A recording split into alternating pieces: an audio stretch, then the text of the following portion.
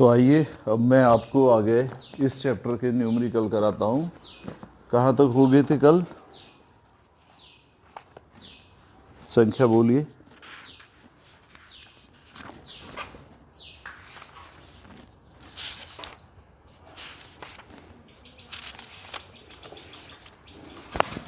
नौ तक हो गए थे। तो देखिए 10वां सवाल 10वें में ये पूछ रहा है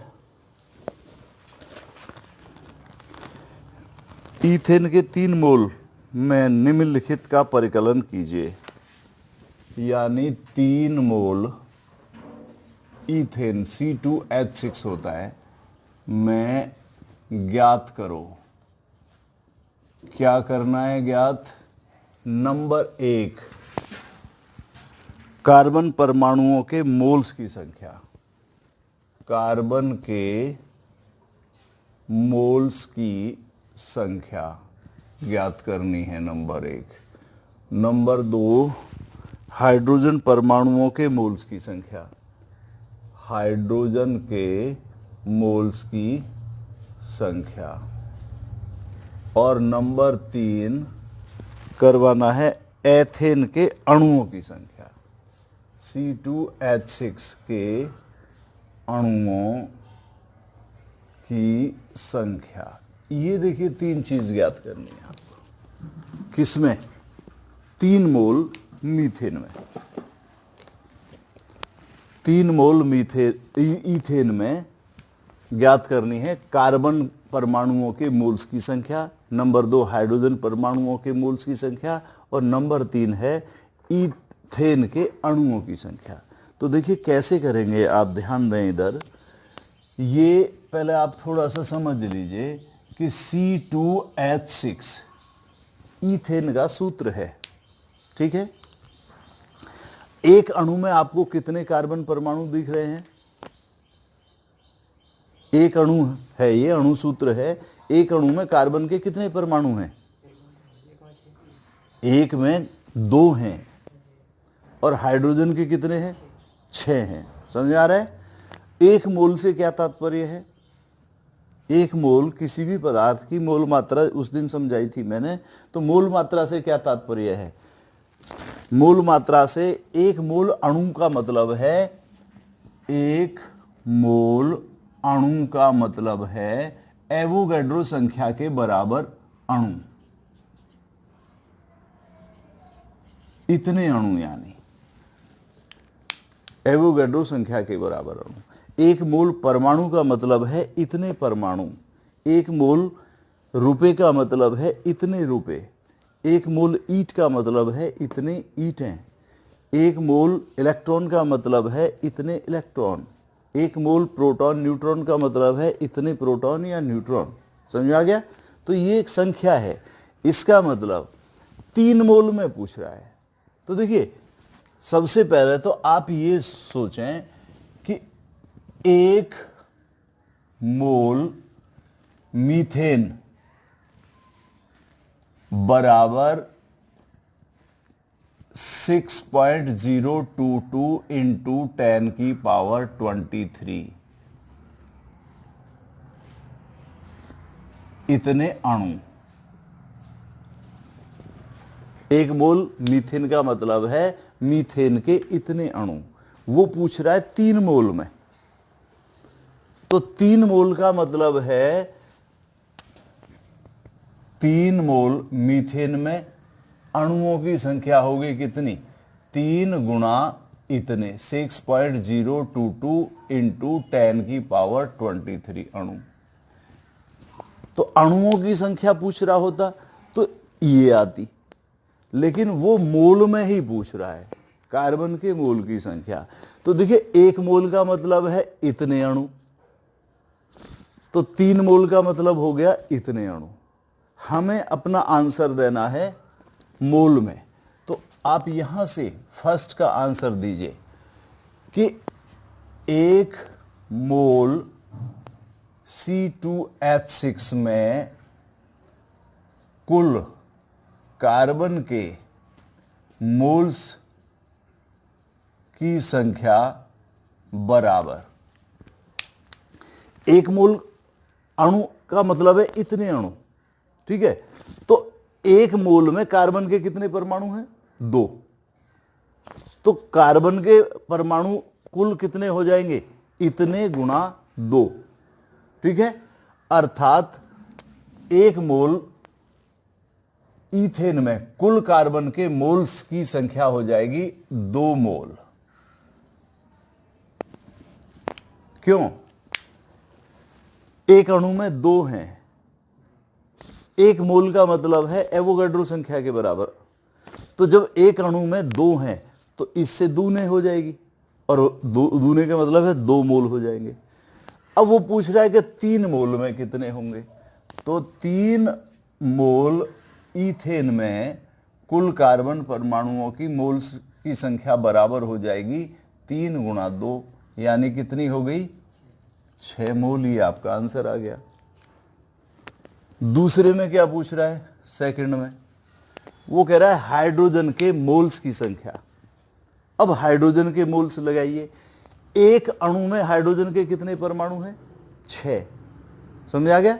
एक अणु में कितने हैं? 6। तो एक मोल में कितने हो जाएंगे हाइड्रोजन के? 6 मोल हो जाएंगे, ठीक है। तो आप लिखेंगे कि एक मोल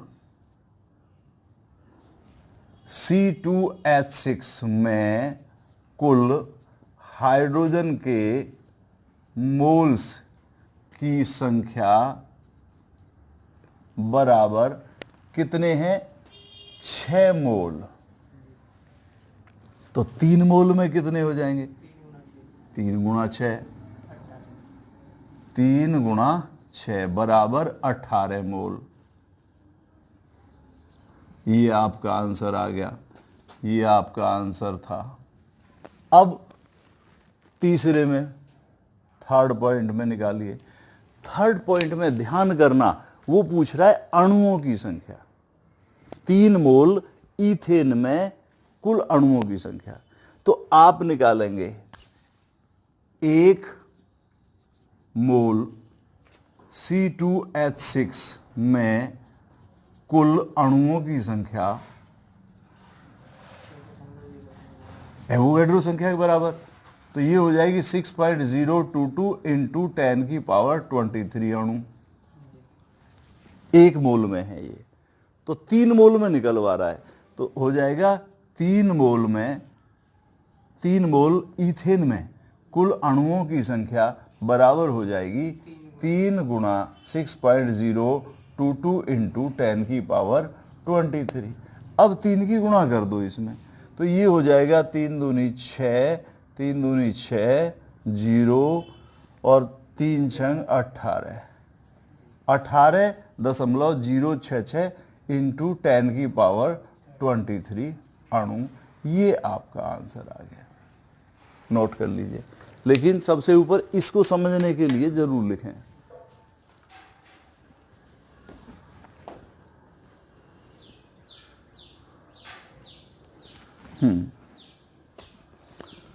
एक बार फिर समझिए आप। ये पूछ रहा है 3 मोल ईथेन में आपको ज्ञात करना है। क्या ज्ञात करना है?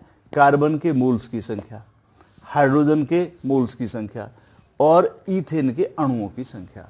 तो आप समझते हैं कि 1 मोल ईथेन में कुल अणुओं की संख्या एवोगाड्रो संख्या के बराबर, अर्थात इतनी है। तो 3 मोल में हो जाएगी उस एवोगाड्रो संख्या के 3 गुना। लेकिन ध्यान करें, वो आंसर पूछ रहा है मोल में पहले 2 का, और तीसरे का पूछ रहा है अणुओं की संख्या। तो 1 मोल ईथेन में कुल कार्बन के मोल्स की संख्या 2 मोल हो जाएगी। तो 3 मोल में कितनी हो जाएगी? क्यों हो जाएगी? क्योंकि ईथेन के एक अणु में कार्बन के 2 परमाणु हैं। तो 1 मोल में 2 कार्बन मोल हो जाएंगे, तो 3 मोल में हो जाएंगे 3 गुणा 2 अर्थात 6 मोल। इसी तरीके से 1 मोल ईथेन में कुल हाइड्रोजन के मोल्स की संख्या 6 मोल। क्यों हो जाएगी 6 मोल? क्योंकि ईथेन के एक अणु में कार्बन के 6 परमाणु हैं। तो 1 मोल अर्थात इतने का मतलब है इससे 6 गुना हाइड्रोजन के परमाणु होंगे। तो 3 मोल में हो जाएगी 3 गुणा 6 अर्थात 18 मोल। 1 मोल इथेन में कुल अणुओं की संख्या है एवोगाड्रो संख्या के बराबर, तो 3 मोल में हो जाएगी 3 गुना एवोगाड्रो संख्या, अर्थात 18.066 गुना 10 की पावर 23 अणु। अब देखिए, अब आइए आप अगले सवाल पर। अगला सवाल 11वां है,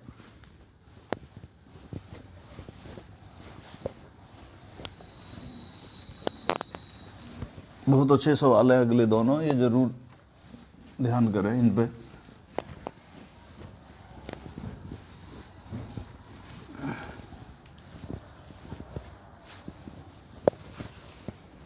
देखिए 11वां सवाल में ये पूछ रहा है, यदि 20 ग्राम चीनी, सवाल है 11वां, चीनी। देखिए चीनी का सूत्र होता है C12H22O11, सुक्रोज कहते हैं, ये चीनी का सूत्र है। तो चीनी की मात्रा बराबर W कह सकते हैं इसको, कितनी है 20 ग्राम।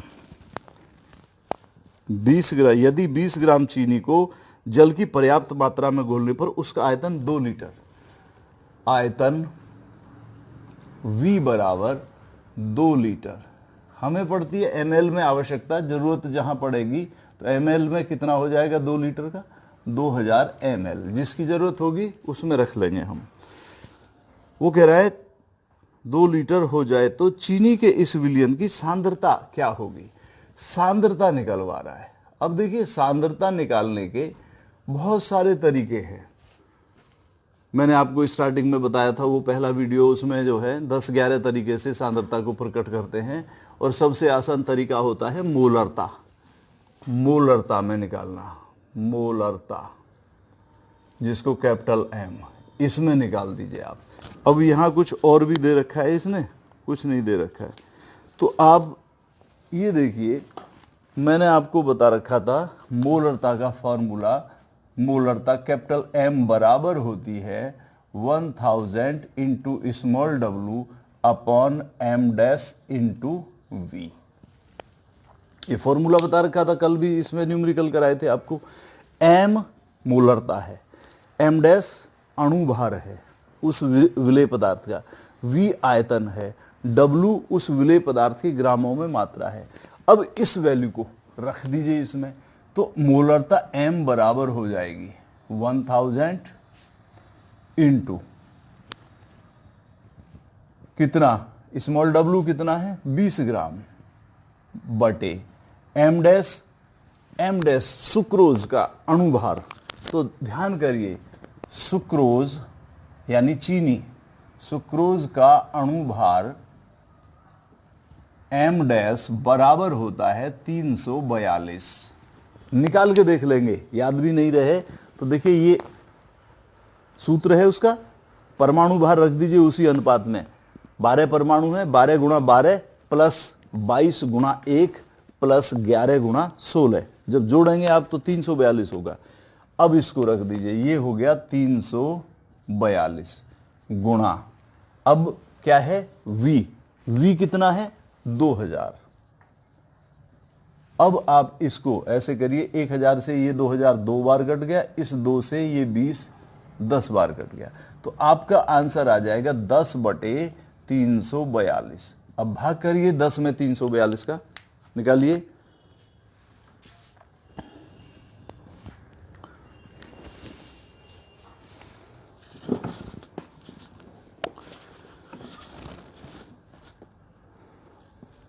जीरो 0.029, देखो कितना आता है, हाँ तो 0.029 m आपका इसका आंसर आ गया।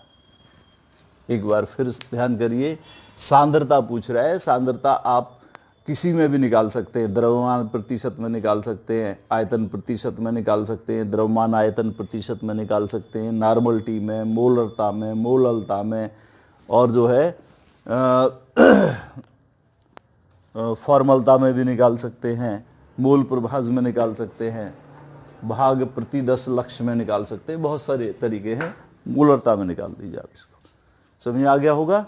अगला सवाल देखेंगे, 12वां सवाल।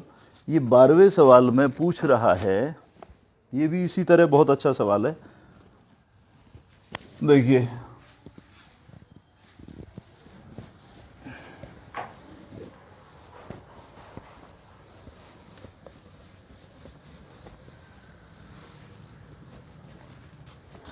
ये कह रहा है 12वें सवाल में, यदि मेथेनॉल का घनत्व, मेथेनॉल होता है CH3OH, मेथेनॉल का घनत्व D बराबर 0.793 किलोग्राम पर लीटर, किलोग्राम पर लीटर, तो इसके 2.5 लीटर विलयन को बनाने के लिए आयतन V बराबर 2.5 लीटर यानी 2500 ml बनाने के लिए कितने आयतन की आवश्यकता होगी? आयतन निकलवा रहा है वो, कितने आयतन की आवश्यकता होगी। अब देखिए, आप ये देखिए, इसमें घनत्व दे रखा है और आयतन दे रखा है। जरूरत पड़ेगी तो ये मेथेनॉल CH3OH का अणुभार M' निकाल लेंगे हम। 32 होता है, देखिए कैसे, कार्बन 1 है, हाइड्रोजन 3 और 1 4 है और 1 ऑक्सीजन है, तो कार्बन का परमाणु भार 12 होता है। 4 हाइड्रोजन, 12 और 4 कितने हो गए? 16, और 16 ये 32 हो गया, तो 32 इसका अणुभार हो गया। अब इस हिसाब से इस फॉर्मूले में रख के इसका V निकाल लीजिए। कैसे निकालेंगे V? कि देखिए क्या क्या दे रखा है, ये देख लीजिए। अब यहां पर सबसे पहले इस फॉर्मूले में रखकर क्या निकाल सकते हैं आप? V पूछ रहा है ये। एक बार फिर इस संख्या को देख लीजिए। यदि मेथेनॉल का घनत्व इतना है तो 2.5 लीटर विलयन को बनाने के लिए कितने आयतन की आवश्यकता होगी? अच्छा,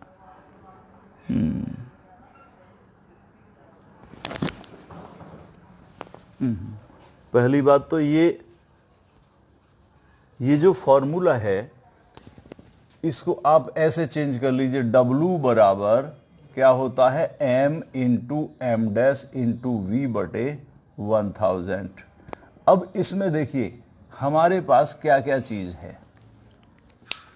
हमारे पास M डैश है 32, हमारे पास V है कितना? 2.5 लीटर 2500 ml। हमारे पास M मोलरता, मोलरता इसमें दे रखी है कहीं? मोलरता नहीं दे रखी। W भी नहीं दे रखा, 1000 ग्राम दे रखा है। कुछ छूट गया है, क्या छूट गया? घनत्व दे रखा है, आयतन दे रखा है, तो आयतन उसका निकालना है।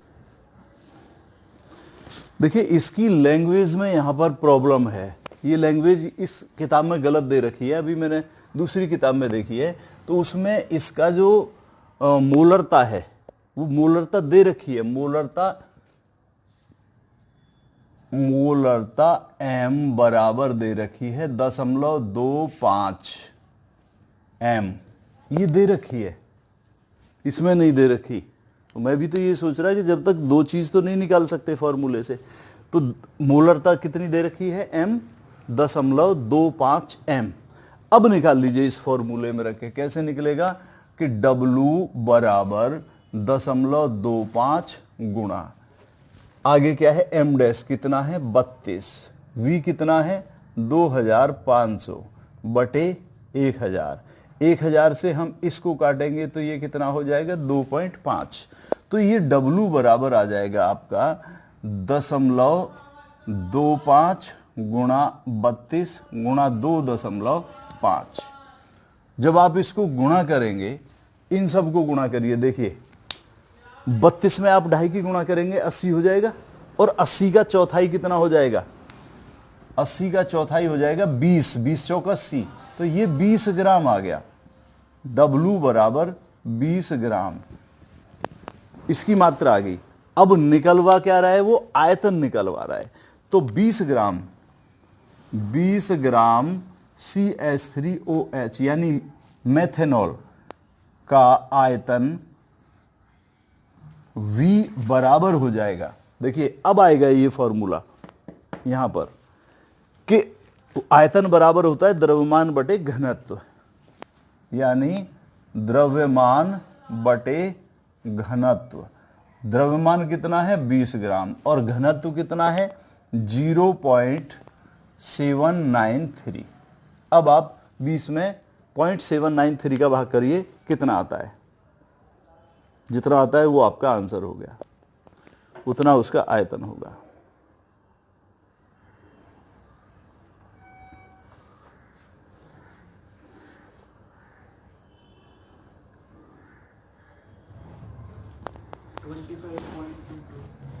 ये आ गया 25.22। ठीक है, तो क्या हुआ, ये आयतन निकला है, तो ये ml में, ये आपका आंसर हुआ। एक बार फिर समझ लीजिए, इसमें बुक में इसकी लैंग्वेज गलत लिखी हुई है। क्या नहीं लिखा हुआ था, मोलरता नहीं लिखा हुआ। उसने बताया कि मीथेन का घनत्व इतना है और मोलरता कितनी है 0.25, आयतन है 2.5 लीटर यानी 2500 मिलीलीटर। तो वो मेथेनॉल का आयतन निकलवा रहा है। मेथेनॉल का अणुभार M-32 होता है। तो आप सीधे इस फॉर्मूले में, कोई से फॉर्मूले में रख लीजिए, दोनों एक ही फॉर्मूले हैं, उसके अनुसार इसका W निकाल लीजिए, यानी द्रव्यमान निकाल लीजिए। तो द्रव्यमान हो जाएगा उसकी मोलरता गुणा उसका अणुभार गुणा उसका आयतन बटे 1000। तो जब ये संख्याएं रखी हमने तो कितना आ गया, 20 ग्राम उसका क्या आ गया, द्रव्यमान किसका, मेथेनॉल का। अब उसका घनत्व दे रखा है, तो उस 20 ग्राम मेथेनॉल का आयतन निकाल लीजिए। आयतन होता है द्रव्यमान बटे घनत्व, अर्थात M/D। तो 20 ग्राम है, घनत्व का भाग कर दीजिए, उसका आयतन ml में आ जाएगा। समझ आ गया। अब आइए अगला एक छोटा सा सवाल है, ये कह रहा है 13वां सवाल है,